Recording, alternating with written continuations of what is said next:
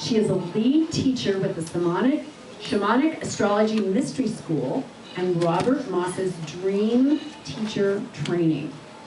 Her writing, live and online courses, and one-on-one sessions help thousands navigate in this era of grand upheaval and possibility. Yes, is that where we all are? Grand upheaval and possibility.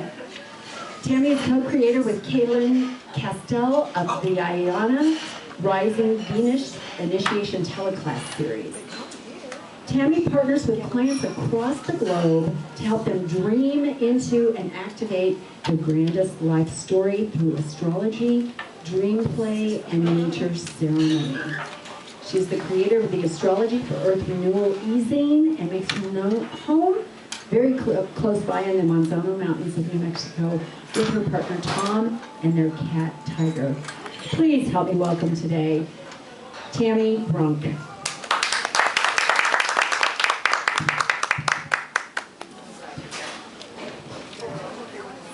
Such gratitude to Genevieve and Anne and Catherine and everyone here. I might actually do the podium thing. I'm trying to decide on that. Before I do that, though, I did want to pass these handouts around. It's possible that they will not, there's not quite enough, so if that's the case, if you could share, and I will send any of this to anyone who would like it.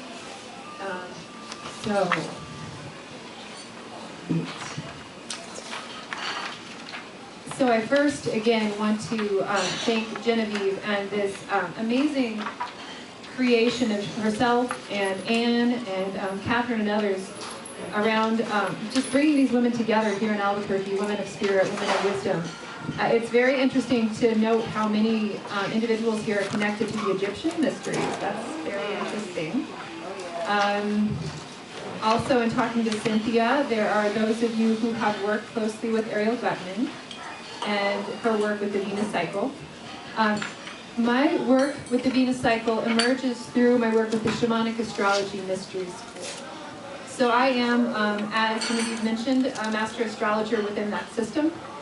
And the way that we work with the Venus cycle, and from what I have perceived through working with it with over 100 individuals over the last year and a half, is that this is one of the most powerful ways to work with the cycle is to understand that the 584-day Venus synodic cycle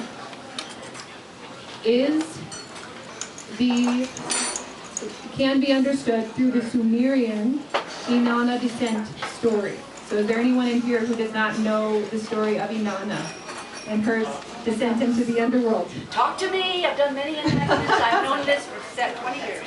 So the Inanna descent story it's a profound story of descent and renewal.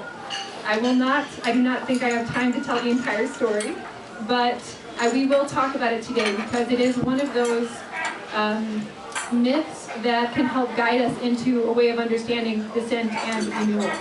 So that story about the goddess Inanna who descends to the underworld, experiences a death and rebirth process, and it ascends. When she goes into the underworld, she has to pass through 7 gates. At each gate, she removes a vestment until she is naked and she undergoes this death rebirth process. The Inanna descent story is actually patterned literally after the Venus cycle. And so this is the way that myself and Kaylin Castell, who is the co-founder of the Shamanic Astrology Mystery School, that is the way that we work with the Venus cycle. So we will talk over the course of this next 20 minutes. I will speak to you about that bigger story about what's happening with this upcoming Venus cycle in Leo, which is a big deal. But before I talk more about the big picture and the collective impact of that cycle, I want to talk about the way Venus impacts each one of us individually, looking at the birth chart. So, I remember when I first moved to New Mexico about 10 years ago, I visited a coffee shop in Taos and overheard people saying, oh yeah, my moon is in Sagittarius, my Venus is in... People know these things here. They know what their signs are. So I just want to ask, how many of you know what your moon sign is? Does anyone not know what their moon sign is? Okay, so a couple of you don't. But you will see that one of the handouts you've received, and you will not fill this whole thing out, but the first thing it asks you is, what is your moon sign? So if you know that, you can fill that in. The second thing, so when I look at a chart, that's what I begin with. The way that I would articulate the moon in the shamanic astrology tradition is to say that this is our lineage. This is what we come in with. You could say this is the version of the goddess who was my teacher and who I was in training with for many, many lifetimes. So this is what I know very deeply. This is what I know very well. So I'll give myself as an example. My moon is in the sign of Gemini. And so as a Gemini moon goddess, I know someone else here, Katie, as well as a Gemini moon. Me too. You too? Okay, 3 of us. As the former Gemini goddess, I have certain patterns, certain gifts, certain abilities. I know how to take information from a million different places and bring it together into a story, into knowledge, into understanding. I've been a writer, a poet. These are kind of classic archetypes for Gemini moon. So I begin with the moon, but then the next thing that I will look at for a woman, they would ask the question, what is it that she's actually here to embody in this lifetime? What is the version of the feminine? What is the sacred feminine principle she is here to embody? And I would look at the Venus sign. It's okay if you don't know that. In fact, we can look that up, or I can work with you around that after this talk. However, so the Venus sign is very important. It's a statement of intent. It doesn't mean you're good at it. It doesn't mean you're a master at it. It means that that's what you're aiming for. So that's really essential to know. Could anybody name for me their Venus? Leo, 10th house. Leo, 10th house. How easy is it for you to experience radiant radical self-love? Impossible. Impossible, she said. And do you know your moon? Capricorn. Capricorn. Okay, so one of the most interesting things in looking at a chart is to look at the moon and look at the Venus. So is it okay to talk about that a minute? Sure. Okay, so we're going to just talk about Catherine as an example. So when you come in with Capricorn moon, there are certain rules around that. You could say that you come in with this training in what it means to be the responsible elder, what it means to hold it together for everyone else, what it means to be the responsible one. There are a lot of rules there. Lots of rules. Capricorn has a lot to do with that. Capricorn is a beautiful sign to have as a moon, but there's a lot in that that would say it's not okay for this to be personal, and it's not okay for this to be about me. I'm here to be of service. It's a giver sign. Now she's here in this lifetime learning to embody the Leo goddess. And the essence of Leo, by the way, is radiant, radical self-love. So how does this feel? How do we know how to experience this? It is very, very common when I work with women who have Ascendant or Venus and Leo. They're like, I have no idea, but it has guided my life to learn. You work with the goddess. And it's in my 10th house. It's in your 10th So house. it's very public. So everyone knows. Everyone knows I don't figure it out. Everyone knows. And yet there's something so beautiful and fresh about your approaching it. And others wouldn't know that about you, of course, that you're challenged by it. But I love, just to go back for a moment, we're talking about Leo today because that's the new Venus cycle we're going to step into. But I just love that Genevieve had us all present ourselves because that's such a Leo exercise. How do I stand in front of others and say, this is who I am? How do I stand in my feminine radiance and be this? It's a huge challenge for many of us. So, in any case, I'm going to have to watch time, I know that. So, personal Venus is very important. And, if you have a sheet in front of you, we won't go through all of this, but you will also see on the handout where you can fill in part of the handout the descriptions of the archetypes of the goddess according to the shamanic astrology way of looking at it. So you'll see that. So that's for you for later to kind of explore the different versions. So I just wanted to touch a little bit into the Venus sign on the chart. It's very essential. The other piece is actually the Venus return cycle. So we all go through a Venus return cycle every 8 years, which means that we are all, every 8 years, Venus returns to about the same place it was at the beginning of her cycle, every 8 years. And so we're all born into a part of that cycle. So every 8 years, we go through a cycle, kind of like a Saturn return, except it's Venusian. So I've done some research on this. I had something like 50 women tell me what happened in their lives during those 1.5 year periods every 8 years and share with me what their experiences were. And if there was any doubt that this is a descent and rebirth process, it was very much diminished as soon as I began to read these stories. The kinds of themes that came up were, this is when the woman had an abortion. This is when she discovered her husband was having an affair. This is when she bumped into the patriarchy in a very painful way. Especially women of the old, of generations, women in their 50s, 60s, 70s, who really bumped up against the patriarchy in ways that younger women haven't had to because of what you've done. So the Venus return is another piece. And I could go on for a very long time about all of this, but I just want people to understand that the Venus return, Venus on the chart, there's a way to relate to her that is deeply personal. There are goddesses that are connected to each of the Venus signs that we can work with. And now I just want to talk a little bit about the second worksheet, which is about the actual Venus cycle and how it works.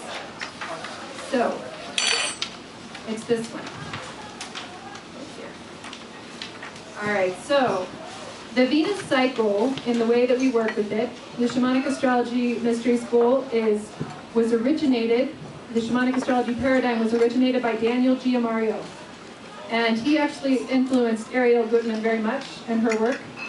But he was one of the first to recognize the connection between the Inanna descent myth and the Venus story, or the Venus cycle. So the Venus cycle begins, in our way of looking at it, when Venus rises in the morning sky and can be seen visibly. To many, many ancient cultures, that would have been the moment when the cycle began. That's what they would have looked for, was when you can see her visibly. Shamanic astrology has an emphasis on what you can see with the naked eye. So I'll tell you this weekend, look to the west after sunset, find a good horizon, because you will see the crescent moon, Venus, Jupiter, very close to Regulus, the heart of the Lion constellation. Stunning. If you can go out Saturday night and it's not monsoony, we hope, Venus and the crescent moon will be in a very close conjunction. If we were on the East Coast, it might be easier to see. But this is, that's the Venus moon cycle. We would observe it visually. That's what is seen as being the really powerful way to work with it. So the cycle begins when she rises as morning star. So if you're looking at your worksheet, it begins and ends in that way. And then over the course of the cycle, Venus will have a morning star phase, an underworld period, an evening star phase, and then disappear very briefly and reappear again as morning star. So the way that works is that, and right now, the place we're at in that cycle is this very interesting kind of magical space where we're ending one cycle and beginning another one. So, when Venus rises as morning star for the next cycle, the cycle in Leo, that will be August 22nd of this year.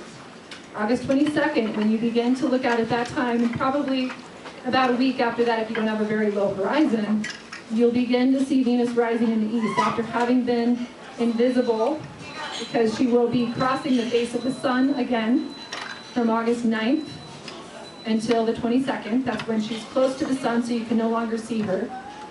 Then she will rise on the 22nd and we'll see her again. That begins the new cycle. So with the cycle, the way that we look at this is that the overtone for the cycle, so we were born with a Venus sign. So my Venus sign is Sagittarius. Catherine's is Leo. And yet I was also born in a particular Venus cycle. And so the synodic cycle, we say the overtone sign for that is the sign that Venus rises in when she begins the cycle as morning star. She's going to spend the most time in that cycle. And it's the sign that she begins the cycle in.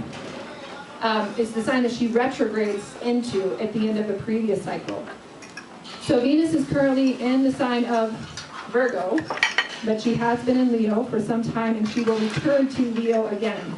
When she rises, she will be in the sign of Leo. So that's the overtone for this next 1.5 years. So the way we understand that is that whatever the overtone for Venus is in that cycle represents the version of the divine feminine that is emerging on the world stage at any given point in time.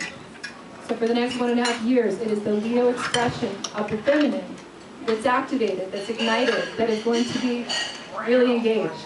So for each of us, it's Sekhmet, right? Exactly. Yeah. So, and Kaylin, my partner in the Venus work, is she's an initiate of Sekhmet as well. And we, thanks to Anne and her connecting us, we're going to welcome Morningstar Venus at the Sekhmet Temple this year. I'm so excited about. So we're going to be there in ceremony welcoming Morningstar Venus and Leo. So just to say that this is all mystery. Like everything, it's all new. We're now exploring what is this new expression of Leo. Part of what we get to do in this cycle is to peel away the layers, like Inanna peels away her vestments, of what have been the barriers. What have been the barriers to radiant, radical self-love in our way of relating to spirit, the crown chakra? So at the first Venus moon gate in the Leo cycle, we remove the crown chakra, and we begin to work with the release, the clearing, the letting go of everything around that chakra. At the second Venus moon conjunction, because each of these Venus moon conjunctions represents a gate. At the second one, we will clear at the third chakra, and so forth. So Kaylin and I have initiated, and we're completing the Capricorn Venus synodic cycle in January of last year. Going back for a second, this is my Gemini veering around. But we are at the tail end of a Capricorn Venus cycle. So for the last 1.5 years, we have all collectively been remembering, bringing forward the Capricorn feminine expression, and also clearing and healing, like what Catherine's talking about, the wounding around the feminine Capricorn. And the big thing we've been working on is remembering Capricorn is not the father, it is not the patriarch. Capricorn is feminine. Capricorn is in service to the circle of the grandmothers. That's who she is. So for the last 1.5 years, we have had a circle of men and women, about 150 in total, who have worked through the entire Venus synodic cycle through ceremony, working with the chakras on the descent, removing a vestment, working with each of the releasing of each of the chakras at each of the Venus gates. And also, throughout this whole 1.5 year cycle, really meditating on and dreaming into what is it that it's going to take to heal this old expression in Capricorn of the cultural wounding, the patriarchal wounding. What's it going to take to heal that at each of these levels? And what is the new emerging expression of Capricorn? And it has been a magnificent journey and deeply impactful to all of us.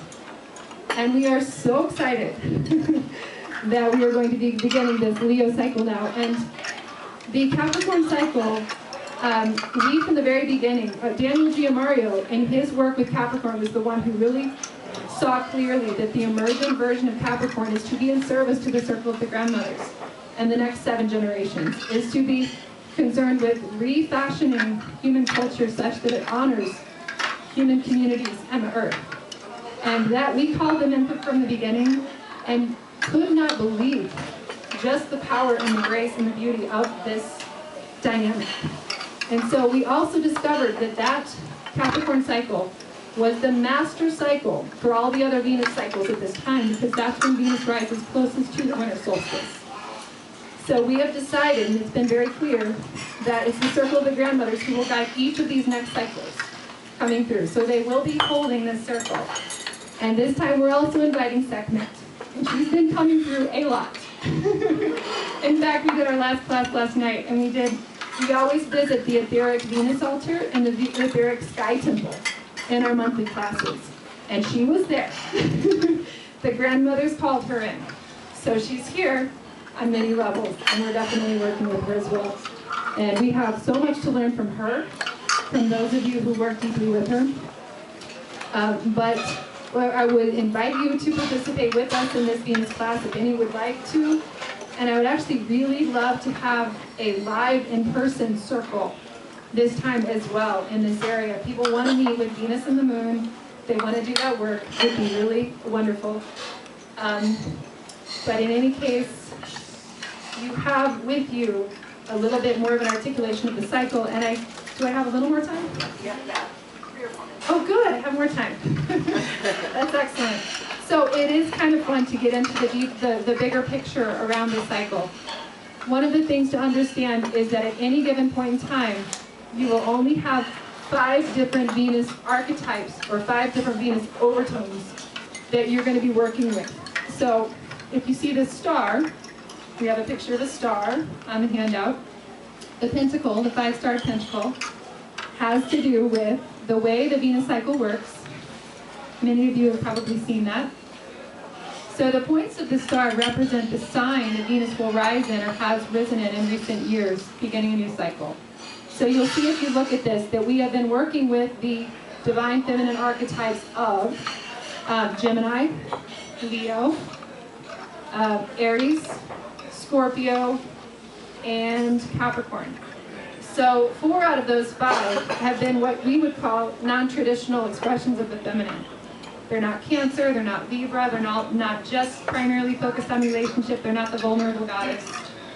They are non-traditional. And so we would say that those are the expressions of the divine feminine that have been most deeply activated and they're emerging now. We are about to move into an exciting new phase where Venus will rise as morning star in the sign of Libra in 2018. She has been rising in the sign of Scorpio, and now she's precessing back. Well, it's moving back so that Venus is going to be rising in the sign of Libra. So we're shifting from this focus on Kali and working with the Kali feminine into working with the relational feminine, which is very powerful. And I think it's fascinating that she will go through a Leo cycle and an Aries cycle before she goes through the Libra cycle. Because Libra, for women, there is a lot of healing that's needed around that archetype. How do we come into relationship and be fully open and vulnerable and not lose ourselves? So we're in preparation for that now. And so there's a bigger picture. Venus will remain rising as morning star for about 104 years in the same sign. So this is a big, significant shift. So this shift from Scorpio to Libra is something to meditate on.